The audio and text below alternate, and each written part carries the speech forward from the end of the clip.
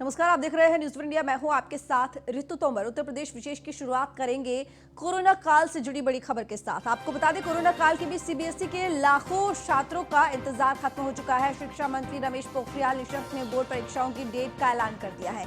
इसके अनुसार कक्षा 10वीं 12वीं परीक्षाएं 4 मई से 10 जून तक होंगी। वहीं रिजल्ट 15 जुलाई तक घोषित किए जाएंगे। बता दें कि कोरोना महामारी के चलते स्कूल कॉलेज लंबे समय से बंद चल रहे हैं। ऑनलाइन क्लासेस के जरिए बच्चों को पढ़ाया जा रहा है। इसी बीच अटकलें लगाई जा रही थी कि केंद्र सरकार ऑनलाइन ही परीक्षा ले सकती है। मार्च या अप्रैल में सीबीएसई की बोर्ड परीक्षाएं आयोजित हो सकती हैं, लेकिन शिक्षा मंत्री ने अपने कल के बयान में स्पष्ट कर दिया था कि परीक्षाएं ऑफलाइन ही आयोजित होंगी। तो सुनिए शिक्षा मंत्री ने क्या कुछ कहा।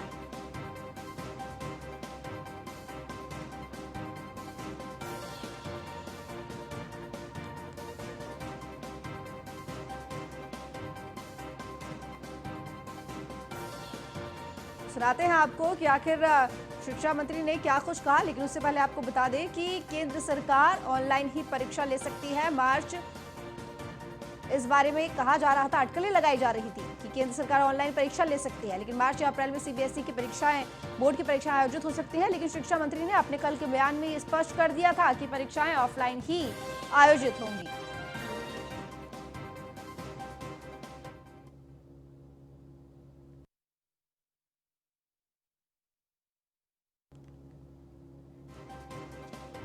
तो कोरोना काल के बीच सीबीएसई के लाखों छात्रों का इंतजार अब खत्म हो चुका है। शिक्षा मंत्री रमेश पोखरियाल निशंक ने बोर्ड परीक्षाओं की डेट का ऐलान कर दिया है। इनके अनुसार कक्षा 10वीं 12वीं की परीक्षाएं 4 मई से 10 जून तक होंगी और वहीं रिजल्ट 15 जुलाई तक घोषित किए जाएंगे। 10वीं 12वीं के छात्रों का इंतजार खत्म। परीक्षाएं 4 मई से 10 जून तक होंगी और वहीं 15 जुलाई तक रिजल्ट भी घोषित कर दिए जाएंगे। बता दें कि कोरोना महामारी के चलते स्कूल कॉलेज लंबे समय से बंद चल रहे हैं। ऑनलाइन क्लासेस के जरिए बच्चों को पढ़ाया जा रहा है। इसी बीच अटकलें लगाई जा रही थी कि केंद्र सरकार ऑनलाइन ही परीक्षा ले सकती है, लेकिन मार्च या अप्रैल में सीबीएसई की बोर्ड परीक्षाएं आयोजित हो सकती हैं। लेकिन इसी वक्त शिक्षा मंत्री ने अपने कल के बयान में स्पष्ट कर दिया कि परीक्षाएं ऑफलाइन ही आयोजित होंगी। तो तारीखें आपको बता दें, 10वीं और 12वीं के छात्रों का इंतजार अब खत्म। 4 मई 2021 से शुरू होंगी बोर्ड की परीक्षाएं और 10 जून तक ये चलेंगी।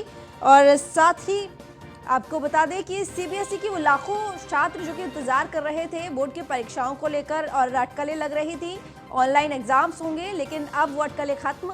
ऑफलाइन एग्जाम्स होंगे 4 मई से 10 जून तक का जो वक्त है, इसी दौरान एग्जाम्स होंगे और साथ ही 15 जुलाई तक रिजल्ट यानी कि परिणाम भी घोषित कर दिए जाएंगे।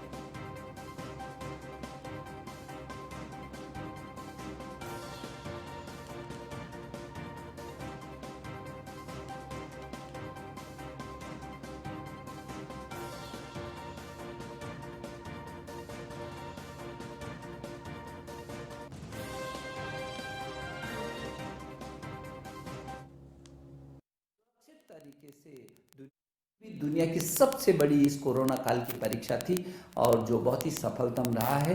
मैं सोचता हूं कि मनोदर्पण जैसे कार्यक्रमों को भी हमने किया और उससे पहले जो जेईई की परीक्षा के लिए जो एनटीए ने ऐप बनाया था और लगातार कैसे करके छात्र को जो संभव हो सकता है वो क्या क्या किया जा सकता है, लगातार इस दिशा में हम लोग प्रयासरत हैं। और मेरे छात्र छात्रों, मुझे लगता है कि कभी एक समय था जो मोबाइल पर हम अपने केवल मित्रों से बात करते थे, अब मोबाइल पर हम दीक्षा को डाउनलोड कर रहे हैं और हम पढ़ाई कर रहे हैं। एक समय था जब आप ईयरफोन लगा करके केवल गाना सुना करते थे, लेकिन आज वो ईयरफोन लगा करके आप पाठ्यक्रमों को सुनते। एक समय था जब टेलीविज़न केवल मनोरंजन का विषय होता था, लेकिन आज वही टेलीविज़न हमको शिक्षा के काम में भी ला रहा है, हमारे पाठ्यक्रमों को हमको समझा रहा है। स्वयं प्रभा पर हम उसको अच्छे तरीके से देख पा रहे हैं। तो मैं समझता हूँ बहुत आमूलचूल तेजी से बदलाव आ रहा है। जो नई शिक्षा नीति हम लेकर आई हैं, पूरी दुनिया में सबसे बड़े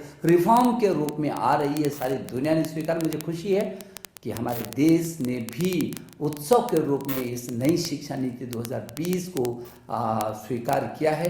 मैं समझता हूं कि आपके मन में ज़रूर है कि कब ये परीक्षा, हमने पहले भी कहा था जब पहले के संवाद में कि हाँ फरवरी तक आपकी कोई परीक्षा नहीं होगी, क्योंकि आपकी अनिश्चितता सी बनी है। जनवरी और फरवरी, जनवरी आ गया और पहले जनवरी फरवरी में प्रैक्टिकल भी शुरू हो जाते थे, परीक्षाएं शुरू हो जाती थी, तो मार्च तक वो पूरी होती थी।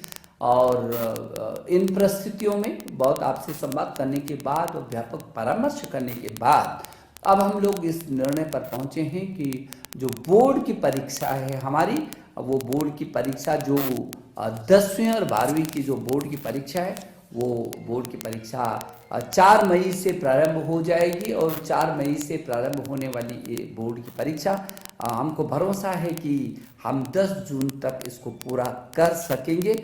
और समय पर ही हम लोग कोशिश करेंगे कि हम समय पर उसके बाद कॉपियों का निरीक्षण कराएंगे और समय पर आपका रिजल्ट भी हम तैयार करके करना चाहेंगे। और परिणामों को घोषणा 15 जुलाई तक कर देनी चाहिए। प्रैक्टिकल की जो परीक्षाएं हैं वो आपकी 1 मार्च से शुरू हो जाएंगी। मेरी शुभकामना, आप पूरी ताकत के साथ और बहुत आत्मबल के साथ बिना किसी तनाव के आप परीक्षा की तैयारी में जुटे। वक्त भी हमारे तो रुक करेंगे खबरों की ओर। यूपी में 8 आईएएस अधिकारियों का तबादला कर दिया गया है। कंचन वर्मा को एमडी मेडिकल सप्लाई कॉर्पोरेशन बनाया गया है, तो वहीं कृष्णा करुणेश गाजियाबाद प्राधिकरण के उपाध्यक्ष बने हैं। आईएएस श्रुति को बलरामपुर का जिलाधिकारी बनाया गया है। डॉक्टर नितिन बंसल को प्रतापगढ़ का डीएम बनाया गया है और मार्कंडेय शाही को गोंडा का डीएम बनाया गया है। संजीव सिंह को चंदौली का डीएम बनाया गया है। नवनीत सिंह चहल को मथुरा का डीएम बनाया गया है। तो एक बार फिर से तबादला एक्सप्रेस चली है उत्तर प्रदेश में, और ये उन अधिकारियों के नाम हमने आपको बताए हैं जिनका तबादला कर दिया गया है। तो 8 आईएएस अधिकारी जिनका तबादला यूपी में हुआ। कंचन वर्मा को एमडी मेडिकल सप्लाई कॉर्पोरेशन बना दिया गया है और वहीं कृष्णा करुणेश गाजियाबाद प्राधिकरण के उपाध्यक्ष बना दिए गए हैं। आईएएस श्रुति को बलरामपुर का जिलाधिकारी बनाया गया है। वहीं डॉक्टर नितिन बंसल को प्रतापगढ़ का डीएम बनाया गया है।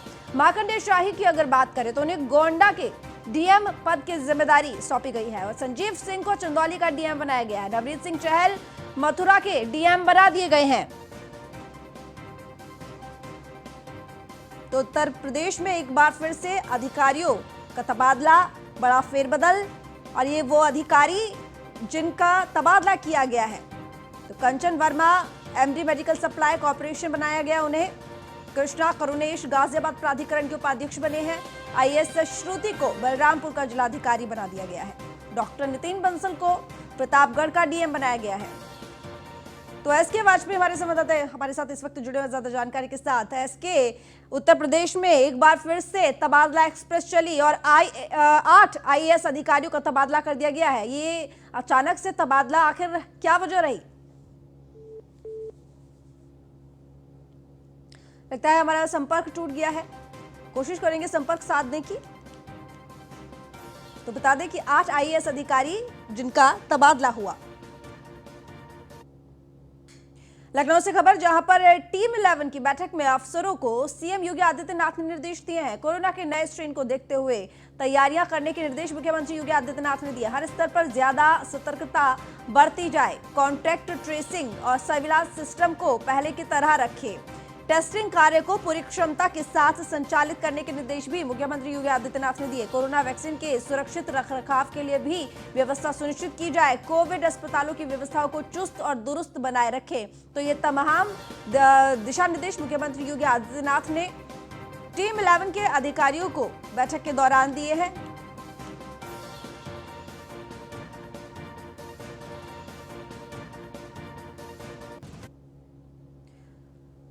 तो वहीं लखनऊ में प्रमोद कुमार श्रीवास्तव बने हैं प्रमुख सचिव न्याय और विधायी कार्य। इलाहाबादी हाईकोर्ट ने जारी किया है नियुक्ति का आदेश। अभी गोरखपुर के जिला एवं सत्र न्यायाधीश के पद पर तैनात है प्रमोद कुमार श्रीवास्तव, जो कि अब प्रमुख सचिव न्याय और विधायी कार्य के पद पर है। तो बता दें कि इलाहाबाद हाईकोर्ट ने ये नियुक्ति का आदेश जारी किया है और फिलहाल अगर बात करें तो गोरखपुर के जिला एवं सत्र न्यायाधीश के पद पर तैनात है प्रमोद श्रीवास्तव।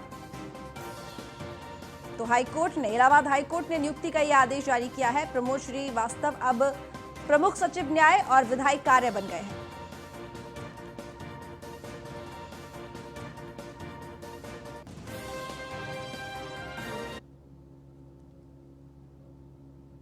मुजफ्फरनगर से खबर है, जहां पर एसएसपी अभिषेक यादव के एक्शन से डरे बदमाश हाथ जोड़कर शपथ पत्र लेकर थाने पहुंचे हैं। 3 शातिर अपराधी, तीनों पर गौकशी, गैंगस्टर और पुलिस मुठभेड़ के 30 मुकदमे दर्ज है। अपराधियों ने पुलिस को शपथ पत्र देकर अपराध से तौबा की। तो भोपा थाना क्षेत्र के सीकरी गांव निवासी है तीनों ही अपराधी, जो कि थाने पहुंचे और शपथ पत्र भी दिया। तो अपराधियों ने अब अपराध से तौबा कर ली है। एसएसपी अभिषेक यादव के एक्शन के डर से बदमाशों को हाथ जोड़ना पड़ा और शपथ पत्र लेकर ये तीनों ही शातिर अपराधी थाने पहुंचे। थाना भोपा अंतर्गत 3 ऐसे अपराधी हैं जिनके ऊपर 30 से अधिक मुकदमे हैं। पुराने अपराधी हैं, अभ्यस्त अपराधी हैं।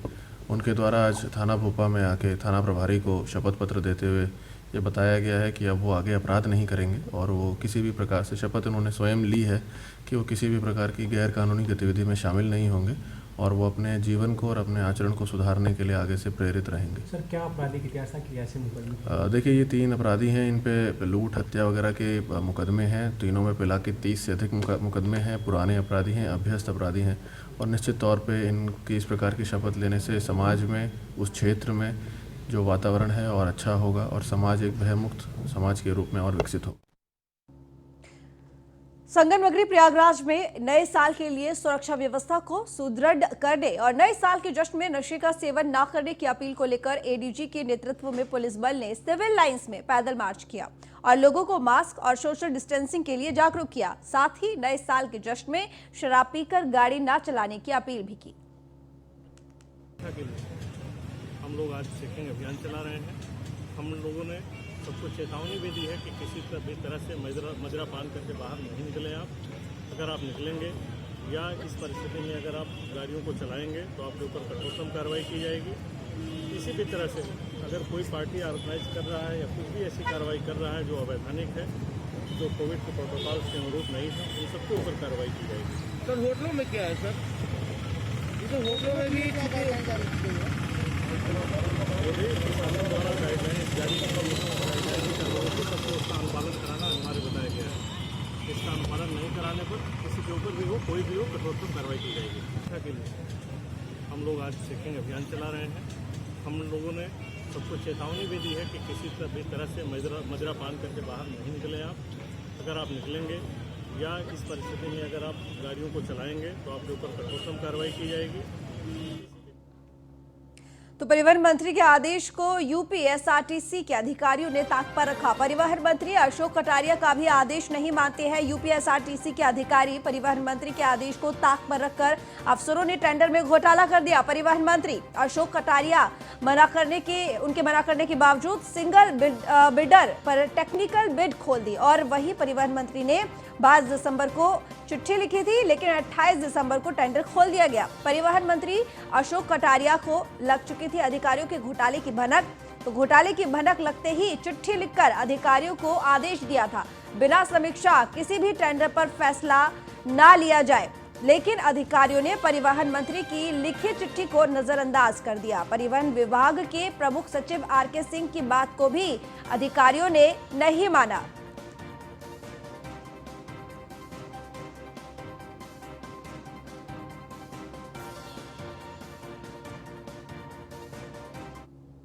तो क्या है पूरा मामला, आइए आपको बताते हैं। यूपी रोडवेज के टेंडर में बड़े घोटाले का आरोप। बस टिकट के टेंडर में चहेती कंपनी को फायदे का आरोप लगा। तो यूपी एसआरटीसी के परिवहन आयुक्त धीरज साहू पर यह आरोप लगे। 28 दिसंबर 2020 टेंडर भरने की आखिरी तारीख थी। कई कंपनियों ने आखिरी तारीख 10 दिन बढ़ाने को कहा था। यूपी एसआरटीसी ने कंपनियों को टेंडर भरने के लिए अतिरिक्त समय नहीं दिया। तय वक्त में सिर्फ एक ही कंपनी एबिक्स ने अपना टेंडर भरा। समय ना मिल पाने से कई कंपनियां टेंडर नहीं भर सकी। सूत्रों के हवाले से खबर है। तो यूपी एसआरटीसी के 2 अधिकारियों ने इकलौती कंपनी होने के बाद भी टेंडर खोलने का फरमान जारी कर दिया। यूपी एसआरटीसी के अधिकारियों ने इकलौती कंपनी एबिक्स के तकनीकी टेंडर को खोलने का आदेश दे दिया। इकलौते टेंडर को ना खोलने का अधीनस्थ अधिकारियों ने विरोध भी किया, लेकिन विरोध के बावजूद एक अधिकारी ने इकलौते टेंडर को खोलने का आदेश दे दिया। रिक्वेस्ट फॉर प्रपोजल आरएफपी को एबिक्स के मुताबिक तैयार कराया गया। ऐसी शर्तें रखी गई जिससे दूसरी कंपनियां क्वालिफाई ना कर सके। यूपीएसआरटीसी के अधिकारियों की कार्यशैली से टेंडर की पूरी प्रक्रिया पर सवाल उठ रहे हैं। यूपीएसआरटीसी के अधिकारियों पर निजी फायदे और एबिक्स को लाभ देने का आरोप लगा है।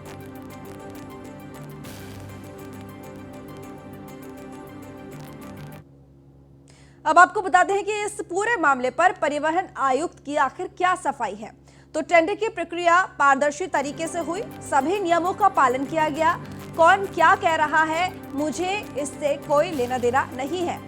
यहाँ पर परिवहन आयुक्त ने ये सफाई दी है इस पूरे मामले के सामने आने के बाद कि टेंडर की प्रक्रिया पारदर्शी तरीके से हुई, ट्रांसपेरेंसी के साथ हुई, लेकिन और साथ ही सभी नियमों का पालन भी किया गया। और इस पूरे ही मामले को लेकर कौन क्या कह रहा है, इस बात से इनको कोई लेना देना भी नहीं है। प्रयागराज से खबर है, अखिल भारतीय अखाड़ा परिषद की बैठक कल होगी। सुबह 11 बजे अखाड़ा परिषद की बैठक होगी। सभी 13 अखाड़ों के पदाधिकारी बैठक में मौजूद रहेंगे। हरिद्वार महाकुंभ को लेकर बैठक में चर्चा होगी। नए साल में सनातन धर्म और साधु संतों की सबसे बड़ी संस्था अखिल भारतीय अखाड़ा परिषद की पहली अहम बैठक 1 जनवरी को श्रीमठ बाघंबरी गद्दी में होगी। सुबह 11 बजे अखाड़ा परिषद अध्यक्ष महंत नरेंद्र गिरी की अध्यक्षता में होने वाली बैठक में सभी 13 अखाड़ों के पदाधिकारी मौजूद रहेंगे। इस बैठक में हरिद्वार महाकुंभ को लेकर बैठक में चर्चा होगी। इससे पहले साधु संत और अखाड़ों के पदाधिकारी के संगम स्नान करेंगे और सुबह 8 बजे ये आपको बता दें कि उसके बाद बैठक होगी। दिल्ली से खबर, जहां पर सर्वश्रेष्ठ अपराध विवेचनाओं का केंद्रीय गृह मंत्री गोल्ड मेडल अवार्ड यूपी के रामपुर की रेप हत्या विवेचना सर्वश्रेष्ठ विवेचनाओं में शामिल। एक बाल के जरिए रेपिस्ट को फांसी के फंदे तक पहुंचाने वाली विवेचना को गोल्ड मेडल दिया गया है। पीड़िता के शव के पास मिले आरोपी के एक बाल को जांच का आधार बनाया गया। रेप हत्या के मामले में शानदार विवेचना से 6 महीने में रेपिस्ट को सजा मिली। तो यूपी के 8 मामले सर्वश्रेष्ठ विवेचनाओं में शामिल किए गए हैं। देश भर से भेजे गए 50,000 से अधिक आवेदनों में से 121 का चयन हुआ। सीबीआई को मिले सबसे ज्यादा कुल 15 गोल्ड मेडल अवार्ड। 10 पदक के साथ मध्य प्रदेश दूसरे और यूपी तीसरे स्थान पर। सबसे कम 4 गोल्ड मेडल बिहार और उड़ीसा के खाते में आए हैं।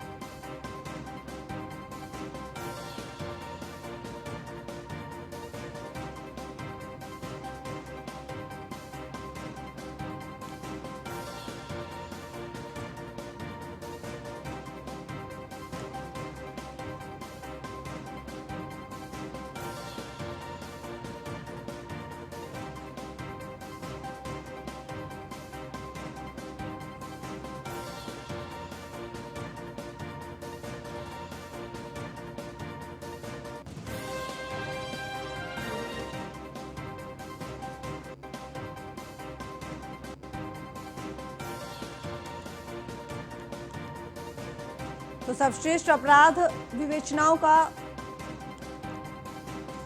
केंद्रीय गृह मंत्री गोल्ड मेडल अवार्ड, यूपी के रामपुर की रेप हत्या विवेचना सर्वश्रेष्ठ विवेचनाओं में शामिल।